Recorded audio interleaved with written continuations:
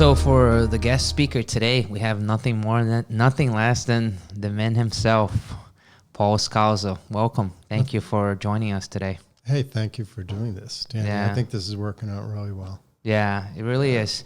Yeah. We actually had it in mind to bring you in, but you're such a busy guy. You know, you always have so much on your plate with like you're a developer and you know, between commercial, residential, Westchester Madra. Actually, we're gonna get into all of that, but my first question to you is actually, how did you get into the real estate business? Well, I think you just said it. I like being busy because I have a passion to help people.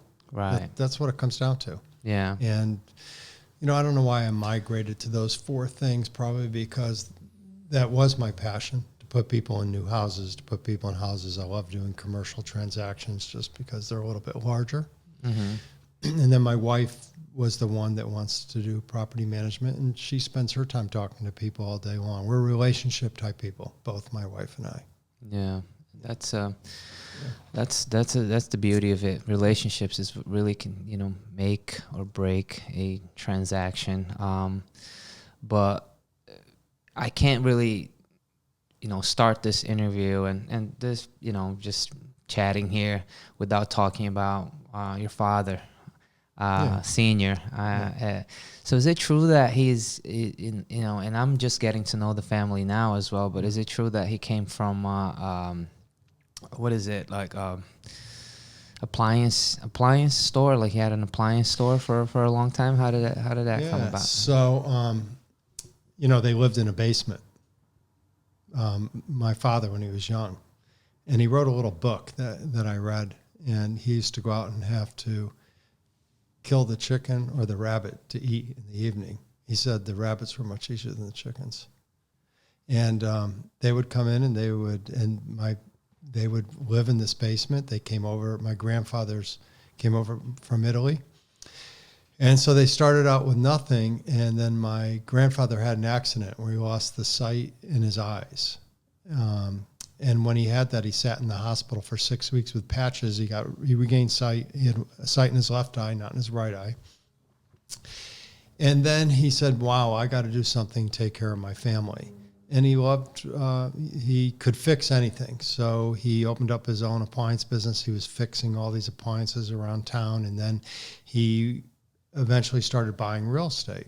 And when my father went into the appliance business, he started out in Danbury with a little appliance store, but he actually grew it pretty large. My father started a business called Connecticut Appliance Distributorship, which was the largest appliance distributor between New York and Boston. It's actually still there. It's located in Southington, Connecticut, and he gave it to one of his employees because my brother wanted to go into to be an attorney, and I went into real estate. So that's my father's story. Right. No, and every once in a while that I encounter someone's like, yeah, I work for, I'm with Scalzo Real Estate now. It's like, oh, they always talk so highly about your father, how hard he's worked, and so now we, you know, seeing how hard you work, and we know who you take after. So appliances businesses, and then buying real estate, and then you wanted to come in as, you know, to help families come out of rent, build passive income, and all in between, right? Yeah. So I started in the appliance store at 8 years old. I had to clean the floors, so I did have the good work ethic. Right. Then I went to college, and I got on a plane to visit some buddies down in Texas, and I sat with a guy in real estate, and I took the job on the plane and worked for him for a few years, probably about 3 to 5 years, buying real estate for a real estate investment trust. Mm-hmm. And I covered a territory. And then from there, I came back when I was 29 and started my real estate office in the appliance store. In the appliance store? With a desk. Yeah. And was this over at 2 Stony Hill or 248 White Street? 248 White Street. Yeah. So then from there, it doesn't take long to grow a business. It was interesting. It just came down to focus. And over the course from 1987 to about 1997, in 10 years, I grew it probably to 40, 50 people. Oh, wow. And then from 1997 to 2007, probably we were up to at one point about 300 people. Wow, that's amazing. Yeah. Did you hit any of, from 1987 to 96 or 97, did you hit any like bad markets or anything like that? That was a little bit of turbulence there? Or? Well, when we went into the business in 1990, it was one of the worst real estate markets there was. And somehow we came across a program with the state. It was kind of like the CHAFA program. Right. And we wound up selling a lot of houses during that time. But I always liked to help the person that was the working person. So we were able to acquire monies because houses weren't selling, and we were able to put people in to these houses using as a CHAFA program. Yeah, it's interesting that you said that because, and I remember this like it was yesterday. I used to sell cars before I came into the real estate business. And I had this one, he was a used car manager, and he used to say this to me. He's like, it's only as slow as you want it to be. Don't ever let anyone tell you like, these are the slow months with winter or whatever the case may be. You get out of this business what you put in. So I feel like it's the same thing with real estate. For example, a lot of people, they're like, if market crashes, then we're out of jobs or whatever the case may be. I don't think so, because as we know, there's opportunity when there's chaos. And I feel like I've seen a lot of investors buying so many properties, as in back in 08, 07, 08 when everything tanked. Yeah. So the realtors that were didn't take that like the fact that it was like, oh, it's going to be slow. No, they started working with the investors now, and they kept busy. Right. But the mentality of that person who automatically told their brain that it's going to be slow, now like there's already that energy, negativity and everything. So you basically there's a saying that's like, you rather you can or not, you're right. I have a couple other things. I use crisis equals opportunity. Right, yeah. But I found that one of my skill sets was I was very good at the intro call, like the business development call, because there's always an opportunity. Mm-hmm. And when I went into business in the appliance store, and it was just me, the first person I hired was a lady named Donna, and she listened to me. And pretty soon I had her making all the appointments. So all I was doing was meeting the people at the houses. So, I mean, she would line up these appointments. She was very, very good at it, very good on the phone, got better than I was on the phone. And we would parlay one thing into another by taking any income that put in and putting 20% into marketing. So I was doing a lot of marketing for just a single person. Yeah. So it was easy. And then the other thing I did, similar, and I know you think this way too, Danny, I had 1,200 square feet, so I went out and bought, through probably a foreclosure or something, 14 cubicles. And I put the 14 cubicles in, and there was nobody there except me. I sat in the back. So every day I stared at those cubicles. And a couple of people came in and said, well, what are all these cubicles for? And one guy said, you. And he wound up going to work for me. It was a guy named Anthony. Right, yeah. No, I can, after I started to get you a little bit, I always knew that you were a visionary, that you always wanted to plan ahead, and you have that good vision for business. And it's amazing, one of the ideas, one of the reasons why we wanted to bring you in was to share your story, because if you can do it, like somebody, I can do it, Justin can do it, but it's just people get into cycles of mentalities where they think that they they're just gonna be what their parents were, or obviously you had a good role model growing up, you know, someone that always worked hard and was always there. But not every family will, you know, these people will have that. So it's good to put your story out there, and nothing better than the internet these days to put your story out there to really be a difference on someone's life. You know what I mean? And that's, you know, I appreciate you being here sharing this because it's so important. Well, I think what I did and what I worked very hard till I got to a point. But I think there's a point when you don't have to work hard, you have to work smarter. Right.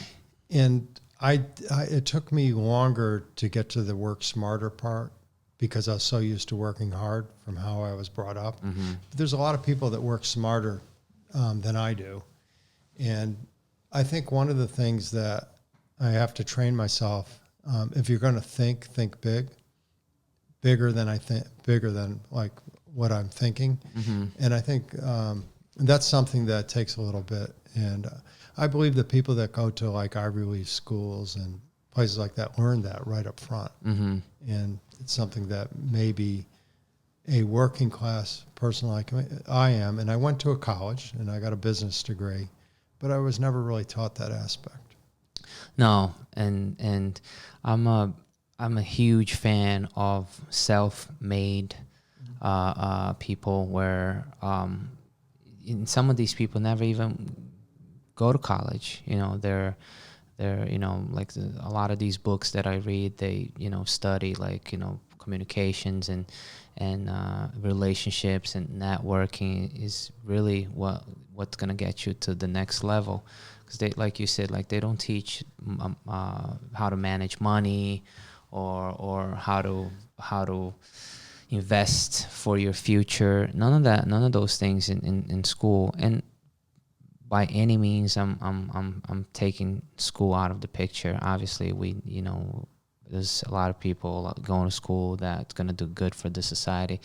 However, it's not like for you to be successful, you know, it doesn't matter. You know, like I know a lot of entrepreneurs that never went to school that hire all these people that went to school to work for him or for her. You know, like you can learn like that book, Rich Dad Poor Dad. Have you ever read? You know, the guy's talking about like his rich dad always taught him how to manage money, how to you know, buy properties and assets, not liabilities. And his poor dad was always worried about, you know, working the hourly and making, you know, make sure that he was going to pay for the bills. Didn't have like, you know, the vision and you know, to strive and to no, that's a good point. You know, I think they ought to teach in real estate anyhow debt, when to take on debt, when not to take on debt. And, you know, in real estate, it's a slow curve typically, but it can also be a fast curve. We learned that this year with the COVID crisis. Yeah. I mean, you know, we're the beneficiary of all those people moving out of New York City. But think about if you were a landlord in New York City. So if you don't structure your debt correctly, it could be a problem. And if you're going to grow a business in real estate, and I plan my business this way. The sales part of it, I say pays the bills, but you can also make a lot of money at it too. But the acquisition part of it is the wealth part. Yeah. And, you know, I was in a great position 8 or 10 years ago, and I had one transaction that went bad. And fortunately, I was in a position where I could go to my other resources to help get rid of the one that I lost money on. Right. And I could do it because I had controlled my debt. And now I've controlled my debt to a point where I'm at now. And I think this is a good time in the real estate industry to maybe look at other acquisitions. The issue is that, you know, with the web, it's kind of interesting because you don't have to do, I tend to want to buy where I can see it. Right. But I don't know if you necessarily need to do that. I have people buying all over the country now and able to maintain it. I talked to a guy yesterday that had 6 properties in North Carolina that he Airbnbs, and he says he does it from here. Yeah. And he No, says, I have an investor myself Yeah. from Florida. He just buy his properties here. I'm his eyes. You know, we have that great relationship where, you know, he trusts me, and so it's just I feel like what it comes down to, like you said, it's cool. It's cool to work, you know, no problem. To own a business is even better, right? mm-hmm. But to invest is where the secret is, right? To be an investor, you know, I try to get everybody to think that way because I like to hire entrepreneurs. right? I don't want to hire, I mean, I want to see people do it. And I've got a couple really good success stories. One, my excavator buddy, Jason, I mean, started out and we put him into a great piece of property worth a few $1 million, and probably took 10 years. He's got no debt on anything, but it took it was fun working with him and getting him to that point. So I like to see other people make money and do well. Yeah. I've got some people I'm working with now in the company who want the same thing to happen. My assistant, you know, Jessica set a goal to buy a foreclosure 2 years ago, and she bought her first one and has got it all occupied and fixed up. So it's kind of fun. But you're right. That's and it's not hard to do if you follow certain guidelines to do it. It's actually simple to do. Yeah. But you're right. I think some people just never get through that in their brain, and other people think big and they just go with it. Yeah. And the smartest one are the ones that seek knowledge towards that subject. Yeah. You know, if you know, for example, your assistant, she listened to you because of your experience, and you had, you know, it wasn't just anyone saying this. Oh, why don't you buy a house? Like you have the experience. You have, you know. If they look at you, they're like, oh, this is definitely someone that I can listen to, that I can learn from, and it's one of the things that, like, my mentors, people that I listen to, the books that I read, like, they're always like so focused, you know. People who early risers, people who are always, like, you know, looking to put in work and you know, to get to the next level, you know. And you pouring into someone's life like that, it's just it's always like you're planting a seed, like you're planting a seed on us, on me, and like your assistant and everyone else. Like by you helping us to prosper, you're gonna prosper. It's just no matter what, if you plant a seed, you're gonna reap. You know, the harvest is gonna be there, and that's how, like, in investing is it's a beautiful thing, but investing in lives, which is what, you know, one of the things that I admire on you a lot, because you invest in lives as well. You know, this has more of like an eternal value, if you will. And people who want to listen and they want to learn, for example, even look, this is even like this is even biblical, you know. King Solomon, probably the wisest man who ever walked the face of the earth. First one being Jesus, of course. Yeah. Okay. He asked God for wisdom, Yeah. and what's the first thing that he does after he gets wisdom? He gets 12 of the smartest people from the 12 tribes, and he asked those 12 people to get 12 more from like this. So even he had all the wisdom in the world, he was still like so wise that he wanted to listen to what other wise people were saying, and then he can make his decisions. And we have all the resources today because we can go listen to podcasts and do things like this. Exactly. On anything. Yeah. No, you're right. So you started with residential and then commercial, and how did Westchester Module come in the picture? So I always I like to see things grow, be developed. I mean, I just love to see a piece of dirt and then what it turns into. So I did my first house in Brookfield, and I bought it from a company in Pennsylvania, came in kind of with issues, but I took care of the issues. I actually lost money on the property, which was okay because it was a learning experience. Mm-hmm. but I like to see things develop. And then my father was delivering appliances to a company called Westchester Modular Homes. So I called the rep. He came up. We looked at. I had my. This is part of my dad's property. He had some property, so my father benefited me, and I took the property, and in 15 minutes, I told him I wanted to deliver a modular home. He put it there, and I used it as a model home. And then from there, I just kind of got into the modular home business, which I like because I like the controlled costs. And again, I may take risks, but I'm kind of risk adverse. So it's nice knowing that the house is 70% complete when it gets on there. You don't have to deal with a lot of subs. It made a lot of sense. Yeah. So I got into the modular home business, and I've really enjoyed it. And we've done now 600 of them. Yeah. So. And if like someone is watching this and they don't know what a modular home is, can you just elaborate on that a little bit for us? Yeah, I say it this way. It's a stick-built home, but the sticks are built in a factory. Simple. Oh, that's all it is. right. It's a stick-built home built in a factory. Comes in modules or parts, and they assemble it. It's actually very well built because it's got to go through the road. It's got to be delivered on the road. So, we're 2x6 construction throughout, and it's 30% more lumber in a modular home than a stick-built home. Right. Yeah. So yeah, and it's worked out really well. We built everything. Yeah. That's amazing. It's so nice to see. Like, for example, I worked so long in sales, doing, selling cars, selling landscaping, you name it. When I was 10 years old in Brazil, I was selling popsicles down, so I started early as well.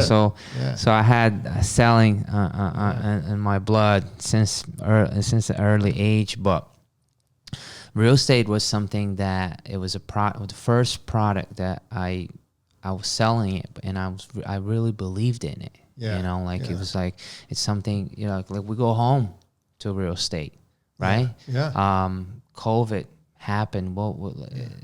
Your secure place was where? Home, right? It's an interesting way to think about it. Yeah, secure place was home, So, I was looking at some math the other day of someone paying rent for a year or 2 years. Like within 5 years, they could pop, the way the rents are right now, and you could pay the house off. So it was really a product that I really believed in, and to know that there's so many arms into this industry. For example, you are a prime example of that. Developer, commercial real estate, residential real estate, Westchester Module, and property management. Scalzo manages over 6,000 properties.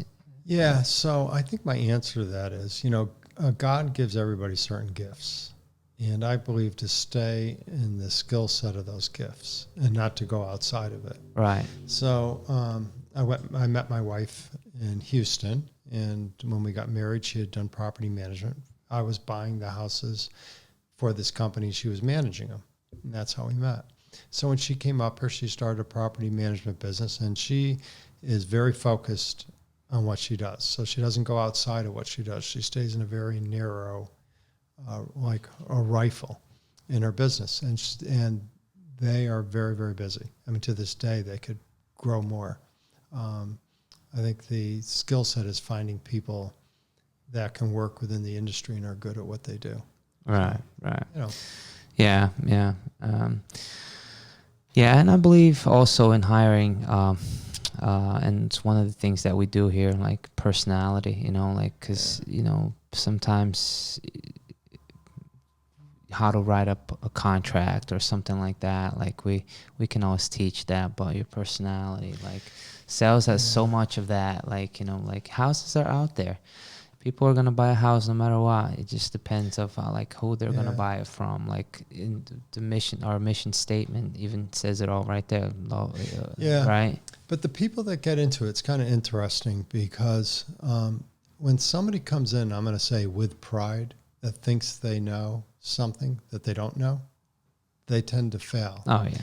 It's kind of like if you come in and you think you don't know what you're going to learn, those people do very well in real estate. Yeah.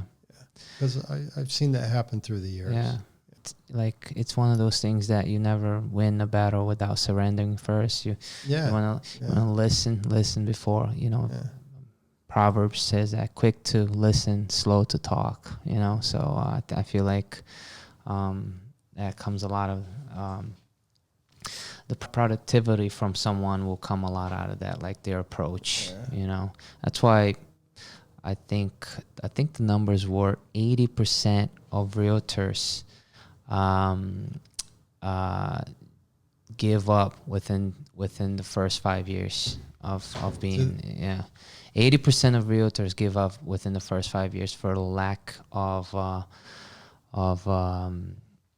income. Yeah. But then again, I see a lot of those realtors and they're not putting in the work, like I networking and reaching out and letting people know what you're doing and being out there, serve.